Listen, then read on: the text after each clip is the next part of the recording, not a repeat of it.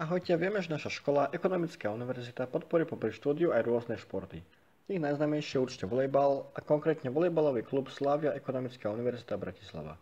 A dnes si o ňom povieme niečo viac. Volejbalový klub Slavia Ekonomická univerzita Bratislava vznikol v roku 1952 pod názvom Vysoká škola Slavia Bratislava ako tím Univerzity Komenského.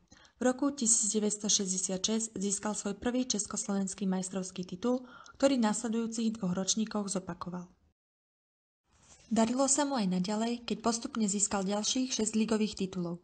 Úspechy prichádzali aj v európskych súťažiach, za všetko hovorí víťazstvo v pohári víťazov pohárov z roku 1976.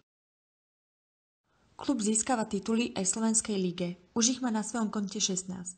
Majstrom najvyššej ženskej volejbalovej ligy sa stala aj v uplynulej sezóne 2015/2016, keď vo finále zdolali Kežmarok 3-0 na zápasy. Takto vyzeralo posledných pár sekúnd súboja.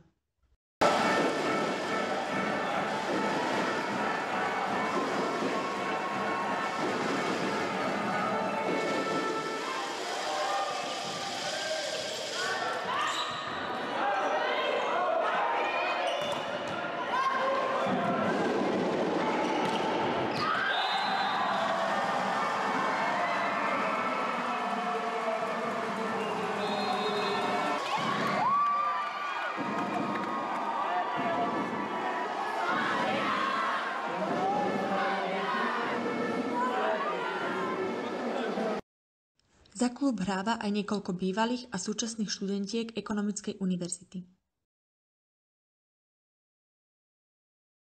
aktuálnej sezóne sa klub nachádza na 2. mieste tabuľky. Príďte ich podporiť do športovej haly Mladosť už v januárových zápasoch. Pre študentský magazín Unilife Peter Mučka a Terezia Bebiaková.